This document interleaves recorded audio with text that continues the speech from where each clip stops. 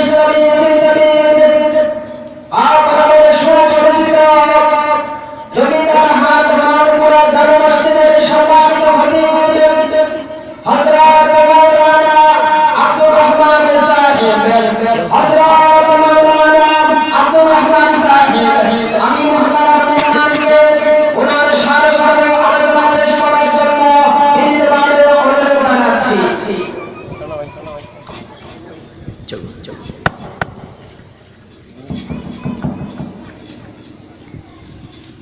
السلام عليكم ورحمة الله تعالى وبركاته.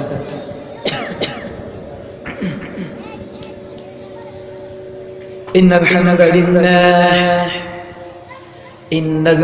لله نحمده ونستعينه ونستغفره ونؤمن به ونتوكل عليه ونعوذ بالله من شرور أنفسنا ومن سيئات أعمالنا من يهد الله فلا مضل له ومن يضلله فلن تجد له وليا مرشدا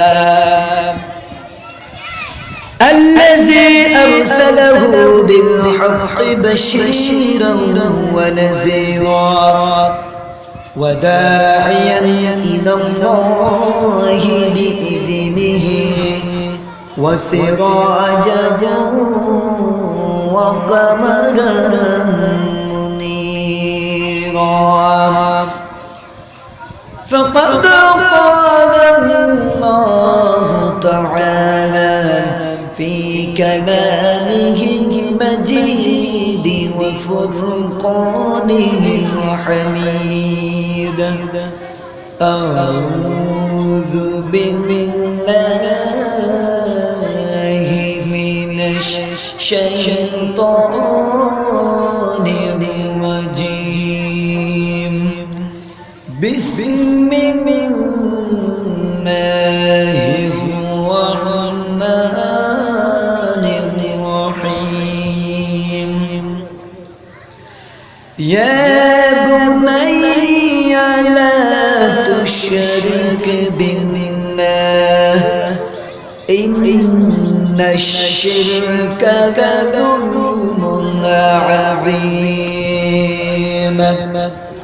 إن الله وملائكته يصلون على النبي يا أيها الذين آمنوا صلوا عليه وسلموا تسليما اللهم صل على محمد وعلى آل محمد كما صليت على إبراهيم وعلى آل إبراهيم إنك حميد مجيد اللهم بارك على محمد وعلى آل محمد كما باركت على إبراهيم وعلى آل إبراهيم إنك حميد مجيد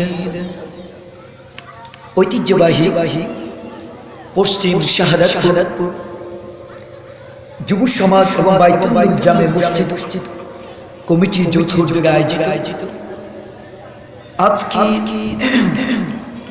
এই তাফসীর কুরআন মাহফিলে আজকে মাহফিলের সম্মানিত সভাপতি প্রধান মেহমান হযরত মাওলানা নোয়াখালী গৌরব আল্লামা হযরত মাওলানা সাজ্জাদুর রহমান আতিকি সাহেব আরো অন্যান্য উলামায়ে কেরাম আজকে মাহফিলে আমার উপস্থিত আছেন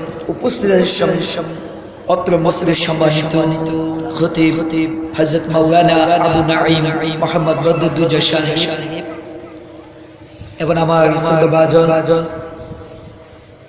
ব্যক্তিত্ব ভাই মোহাম্মদ হারুন রশিদ। আমি আমার সর্বপ্রথম আবারও সবার উদ্দেশ্যে সালাম নিবেদন করতেছি যে আসসালামু আলাইকুম ওয়া রাহমাতুল্লাহি তাআলা ওয়া বারাকাতুহু। মহান রব্বুল আলামিনের দরবারে শুকর আদায় করি যে মহান আল্লাহ তাআলা আজকের এই মাহফিলে অল্প কিছুক্ষণের জন্য আল্লাহ তাআলা তার বান্দাকে একটু সুযোগ দিয়েছেন। আমি আজকের বিষয় যেটা নিয়েছিলাম শিরকের বিষয়ে, যার কারণ আজকে আমাদের সমাজ, গোটা বাংলাদেশ, গোটা পৃথিবীতে আমাদের ঈমানকে ধ্বংস করার জন্য অন্যতম একটি বিষয় হচ্ছে শিরক। যার কারণ আমি যাই আজকে কালেমা তেলাওয়াত করেছি,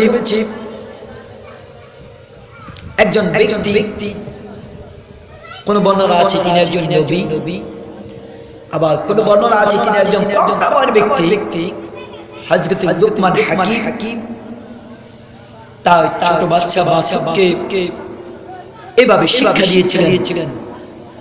আমাদের মা বাবার প্রয়োজন আমার সন্তানকে এভাবে শিক্ষা দেওয়া।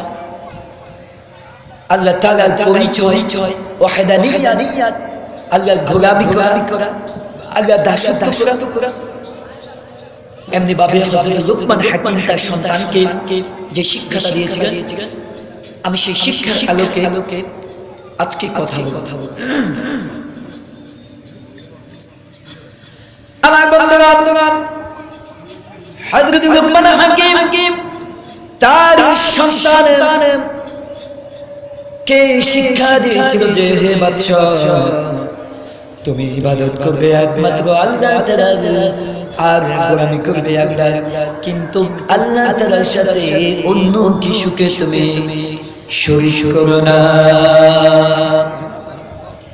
সেই কথাটা আল্লাহ পুরাণে সূরা লুকমানের 13 নম্বর আয়াতে কি সুন্দরভাবে বলে দিয়েছেন, ইয়া বুনাইয়া লা তুশরিক বিল্লাহ ইন্নাশ শিরকা লাযুলমুন আযীম।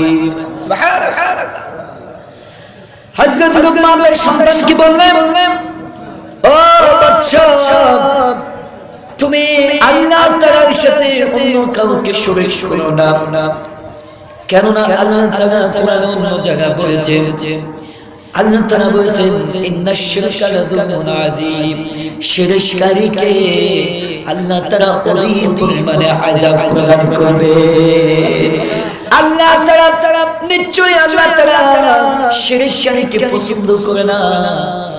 আমার বন্ধুগণ, এই পড়াশোন শিরককারী বিষয়ে তাফসীর গবেষণা করে দেখলাম, বলেছিলাম কোন ব্যক্তি যদি হজ করে, কিন্তু যদি ওই ব্যক্তি যদি হজ করার পরে নামাজ আদায় না করে, কিন্তু তার হজ করা বাতিল হয় না। কোন ব্যক্তি যদি নামাজ পড়তে পারে, কোন ব্যক্তি যদি হজ করে যাকাত দেয়, কিন্তু যদি সে নামাজ আদায় না করে, কিন্তু তাকে তার হজ থেকে, তার বিষয় থেকে বাতিল করে না। কিন্তু আল্লাহ রাব্বুল আলামিন বললেন, কোন ব্যক্তি যদি যতই কিছু করুক না কেন, আমি রব্বুল আলামিনের সাথে যদি অন্য কিছুকে শরীক করে, আমি আল্লাহ তাআলা তাকে ঈমানদার মুসলমান থেকে আমি আল্লাহ তাআলা তাকে নামটা কেটে দিয়ে দিই। আমার বন্ধুগণ, আল্লাহ তাআলা শিরকের বিষয়ে কতবার জঘন্য কথা বলেছিলেন। এর আগে শিরক শব্দের অর্থ কি আমরা একটু পরিচয়টা জেনে নিই। শিরক শব্দের অর্থ হচ্ছে অংশীদার করা, সমপক্ষ মনে করা। এরপরে এর পরিচয় হচ্ছে যে আল্লাহ তাআলার সাথে এই জমিনের কোন ব্যক্তিকে সমপরিমাণ আল্লাহ তাআলার সাথে শরীক করাকে শিরক বলা হয়। আর যে ব্যক্তি শিরকের কাজে লিপ্ত থাকে আল্লাহ তাআলা ওই ব্যক্তিকে মুশরিক বলে। এই শিরক ব্যক্তিকে অনেকগুলো প্রকার আছে। আল্লাহ তাআলা শিরকের প্রথম ভাবে দুই ভাবে বক্তব্য দিয়েছেন। এক নম্বরে শিরকে আকবার, শিরকে আসগর, বড় শিরক এবং ছোট শিরক, আর অসংখ্য শিরকের কথা আল্লাহ তাআলা তার ইবাদতের মধ্যে, আল্লাহ তাআলার ওয়াহদানিয়তের মধ্যে অনেক ধরনের শিরকের কথা বর্ণনা করেছেন।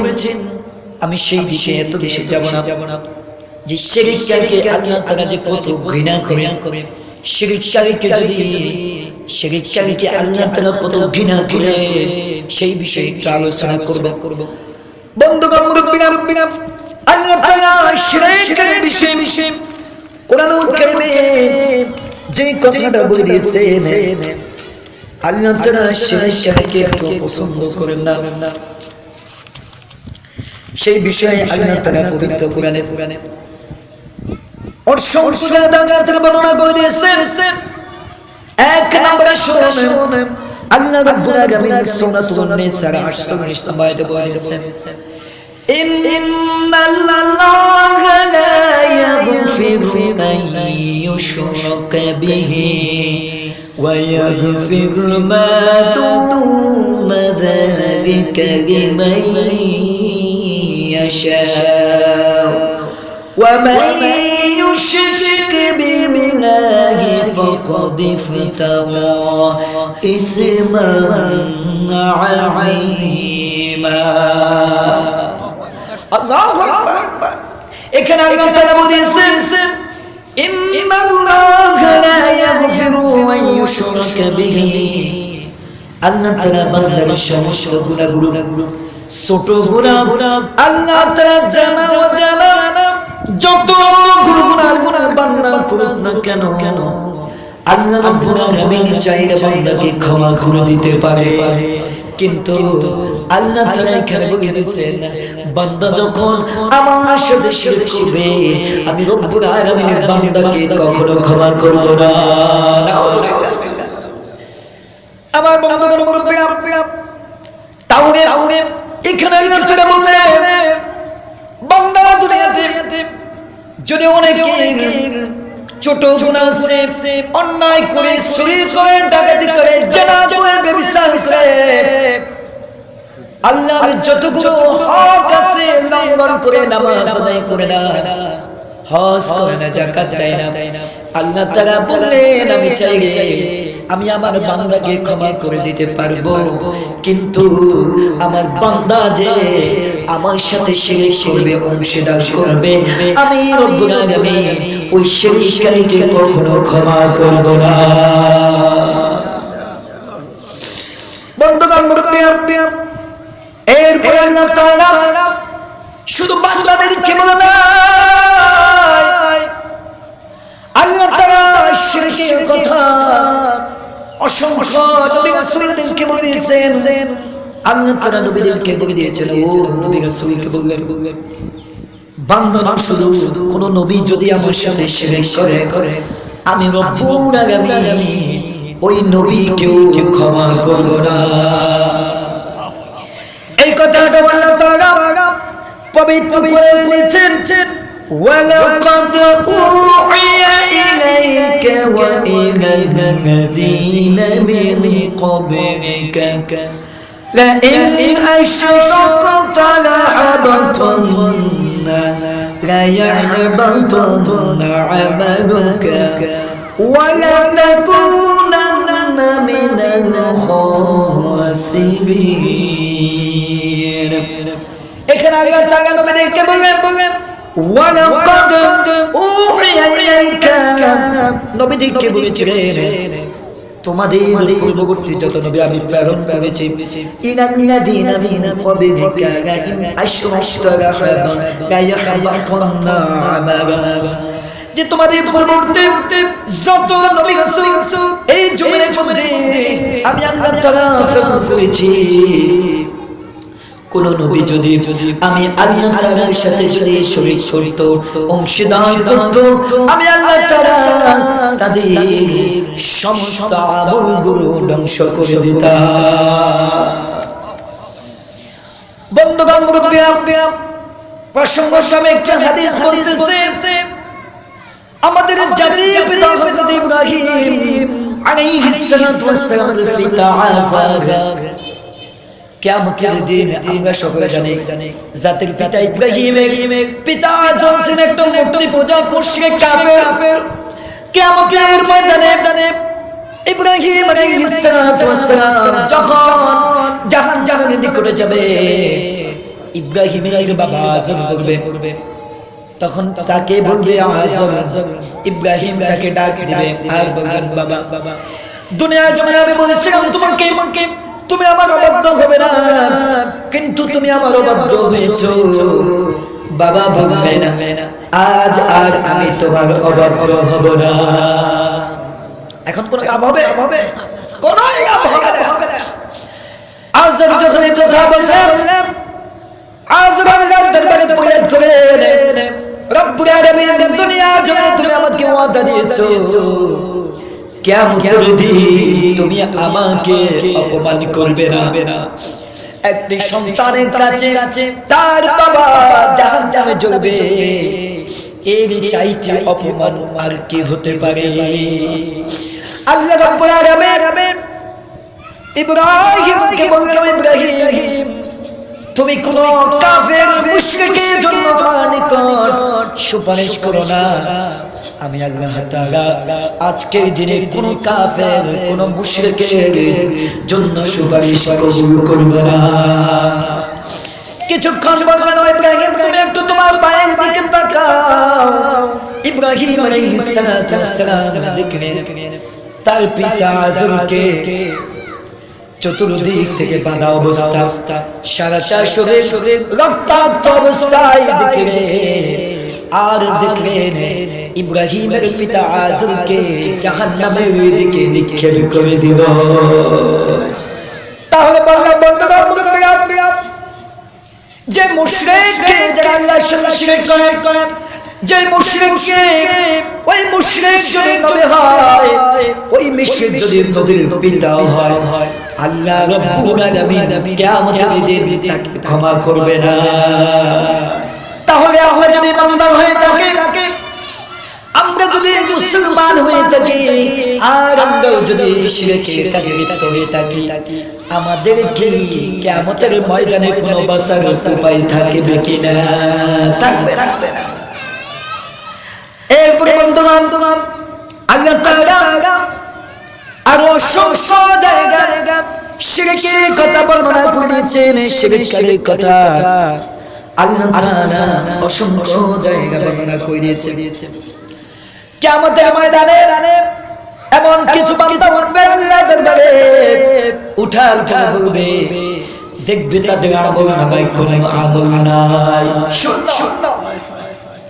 শিরকের দৃষ্টান্ত এভাবে দিতে চাই। আপনি ধরো একে ডান পাশে যখন আপনি শূন্য রাখবেন, হবে কত? 10। কত হবে?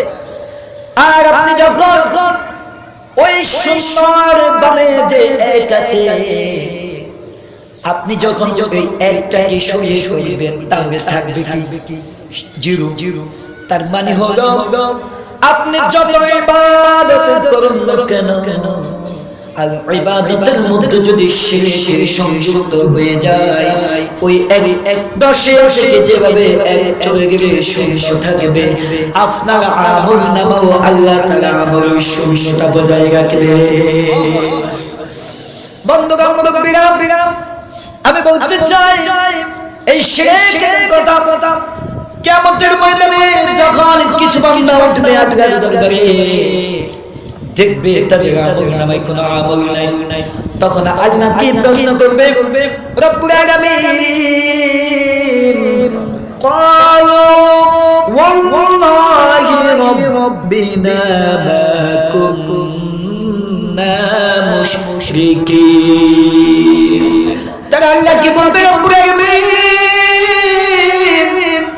দুনিয়ায় জমিনে তো আমরা কোনো মুশরিক ছিলাম না, আমরা তো অনেকে ইবাদত করেছি, তবে আজকে কঠিন দিনে আমাদের আমলনামা খালি কেন? তখন আল্লাহ তাআলা বলবেন উযুরু কাইফা কাযাবু আলা আনফুসিহিম ওয়া দাল্লা আনহুম মা কানু ইয়াফতারুন। তখন আল্লাহ তাআলার পক্ষ থেকে জবাব এসে যাবে,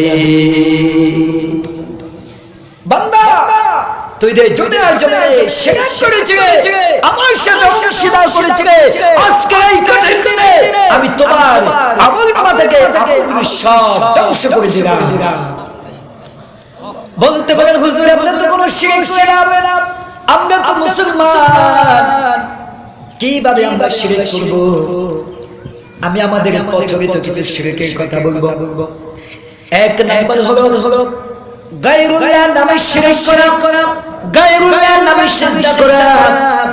যেই গায়রুল্লাহ আল্লাহ ব্যতীত অন্যকে সিজদা করা, আজকে গোটা সমাজ নয়, গোটা বাংলাদেশটা আল্লাহ ব্যতীত গায়রুল্লাহর দিকে সিজদা চলে যাচ্ছে, ঠিক না? ঠিক না?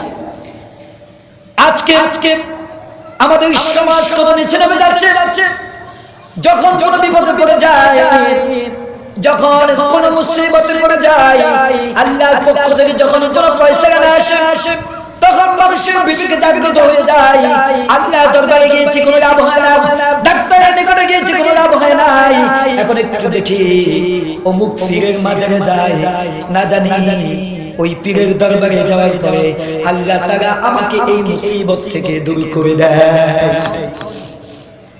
বন্ধুগণ, মুরব্বিরা বলতে চায় একজন বান্দা যখন আল্লাহর প্রতি যখন আস্থা হারিয়ে আল্লাহর প্রতি যখন বিশ্বাস হারিয়ে পীরের দরবারে চলে যায়, তখন আল্লাহ তাআলা বললেন ওই ব্যক্তি শিরকের দিকে চলে গেল। আর আল্লাহ বললেন ওই শিরককারীকে আমি আল্লাহ কোনদিন মাফ করব না। আমাদের নোয়াখালীতে একটি মাজার আছে, নাজিমউদ্দিনের বন্ড বাবার মাজার। প্রতিদিন প্রতি বৃহস্পতিবার শুক্রবার আমাদের এই দিক থেকে চেঞ্জ করে অনেকে চলে যায় না? কেন যায়?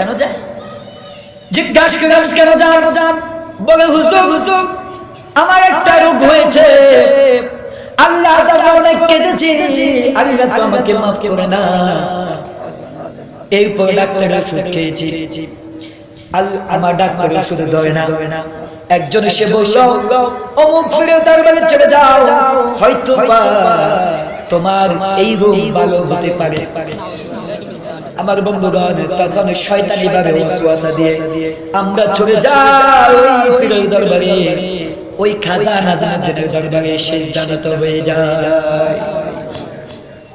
তাহলে বলতে চাই গায়রুল্লাহ নামে সিজদা করা, আল্লাহ তাআলা বলেন কাকে সিজদা করতে হবে? ওয়াকাদা রাব্বুকা আল্লা তা'বুদু ইল্লা ইয়্যাহু ওয়া বিল ওয়ালিদাইনি ইহসানা। আমরা ইবাদত করব। ওয়াকাদা রাব্বুকা আল্লা তা'বুদু, আল্লাহ তাআলা বললেন ইবাদত করবে একমাত্র কার? আল্লাহ। সিজদা করবে কাকে? হুকুম মানব কার? কিন্তু এই জমিনে এখন কি শুরু হয়ে গেছে? আল্লাহর প্রতি আস্থা ছেড়ে দিয়ে মাজারের দিকে চলে যায়। আল্লাহ বললেন বান্দা যখন কোনো বিপদে পড়বে, বান্দা যখন কোনো মুসিবতে পড়বে, তখন আমি আল্লাহর কাছে চাইবি দুইটি জিনিসের মাধ্যমে। কয়টি জিনিস? আল্লাহ তাআলা সূরাতুল বাকারার 156 নম্বর আয়াতে বলে দিয়েছেন, ইয়া আইয়ুহাল্লাযীনা আমানুস্তাঈনু বিস-সাবরি ওয়াস-সালাহ ইন্নাল্লাহা মা'আস-সাবিরিন। সুবহানাল্লাহ, আল্লাহু আকবার। আমার বন্ধুগণ, আল্লাহ তাআলা এখানে বললেন বান্দা যখন মুসিবতে পড়বি, আমার নিকট যখন কিছু চাইবি, দুইটি জিনিসের মাধ্যমে আমার নিকটে চাইবি। এক নম্বর হলো বান্দা নামাজের মাধ্যমে, আর ধৈর্যের মাধ্যমে আমার কাছে চাইবি। তাহলে আমি আল্লাহ তোমাদেরকে দিয়ে দিব কিসের মাধ্যমে? তাহলে এক নম্বর বললাম গায়রুল্লাহ নামে। আমি একেবারে সমস্যার পর্যায়ে চাইছি পয়েন্ট বলবো। বর্তমানে শিক্ষা ব্যবস্থার মধ্যে একটি পয়েন্ট আমি দেখেছি, আমাদের এই বর্তমান শিক্ষা ব্যবস্থার মধ্যে একটি কথা আছে, ধর্ম যার যার সব সমান। এটাও সে। তবে আমাদের রাষ্ট্রীয় যে অনুষ্ঠান আছে, 21শে ফেব্রুয়ারি অনুষ্ঠান, 26শে মার্চ অনুষ্ঠান, 16 ডিসেম্বর বিজয় অনুষ্ঠান, সেটা কি অনুষ্ঠান? এটা কি রাষ্ট্রীয় অনুষ্ঠান? সেটা এই অনুষ্ঠান সকল ধর্মের লোকে অনুষ্ঠানে যোগদান করতে পারবে, কিন্তু যে হিন্দুরা মূর্তি পূজা করে, তাদের যে অনেকগুলো পূজা করে, কালী পূজা, দুর্গা পূজা, পূজারে পূজা, কত পূজা, 12 মাসে 13 পূজা। আমার বন্ধুগণ, ওই পূজাগুলোতে দেখা গেছে কিছুদিন আগে আমাদের এদিকে একটা অনুষ্ঠান হয়েছে হিন্দুদের। ওই হিন্দুদের দেখা গেছে, আমরা কত সিনেমা গেছি, আমাদের মুসলমান জাতিগুলো ওই হিন্দুদের অনুষ্ঠানে গিয়েছে। আমাদের ওই আজিমউদ্দিন হাজিবাড়ি মসজিদের ইমাম সাহেব হুজুর হুজুরাবে শায়েস্তা করেছেন, হাতে বিশাল একটা লাঠি নিয়ে দাঁড়িয়ে থাকতেন, যেতে যা বাড়ি মারে। ও হুজুর আপনার গোতরেন কা কবরে মিজাজ কা তো যামু, আমরা এখানে থাকি কি আমরা ঢুকি যাব। আমার বন্ধুগণ বলতে চাই, ওরে বিবেক কত নিচে নেমে গেছে। হিন্দুদের অনুষ্ঠানে তুমি যাও, কিন্তু হিন্দুদের এই মুসলমানদের অনুষ্ঠানে যদি কোন হিন্দুকে আমন্ত্রণ জানাও, আমি চ্যালেঞ্জ করতে পারবো একটা হিন্দু কখনো আসবে না। তাহলে তুমি কি করবে? শিরক করবে। তাই জন্য ধর্ম যার উৎসব সবার এই আকীদা কি বিশ্বাস করা যাবে, পরে কি হবে? আমি মুশরিক হয়ে যাব। আর অনেক কথা আছে, আর কথা লম্বা করব না। সলাতুল আসরের সময় হয়ে গেছে, আমার কণ্ঠটা অবস্থা ভালো না। আগে তাকে সংক্ষিপ্ত সময় শিরকি আপনাকে যে কথা বললাম, আমরা অনেকে জানি শিরক সম্পর্কে, হয়তো মানে না। অনেক আগে পরে নোয়াখালী সবাই হচ্ছে আগে ওয়াজ করব, কার কাছে বেক ওয়াজ করতে পারে। আজকে যদি জুমা মসজিদে হুজুর না থাকে মুসলিম হুজুর একটু চান্স দেন, আজকে আলোচনা না আমি সাগাই দিই, কারণ ব্যাকে কিন্তু জানা অনেক আছে, মানার অনেক অভাব। আগে তো আমাদেরকে জানা পাশাপাশি মানার তৌফিক দান করুন সবাই। আমিন। আমার তৌফিক ইল্লা বিল্লাহ। আসসালামু আলাইকুম ওয়া রাহমাতুল্লাহ।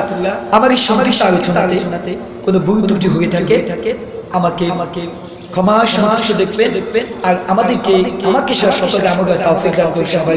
আমিন। আমার তৌফিক ইল্লা বিল্লাহ। আলাইহি তাওয়াক্কালতু ওয়া ইলাইহি উনীব। আমাদেরকে নামাজ পড়ার তৌফিক দান করুন সবাই বলেন আমিন। এই কিয়ামতের এই যে নজিরবিহীন ঘটনাগুলো থেকে আল্লাহ তাআলা আমাদেরকে হেফাজত করুন সবাই বলেন আমিন। আজকের মাহফিলকে কবুল করুন সবাই বলেন আমিন। ওয়া আখির দাওয়ানা আলহামদুলিল্লাহি রাব্বিল আলামিন। আসসালামু আলাইকুম ওয়া রাহমাতুল্লাহি তাআলা ওয়া বারাকাতুহু।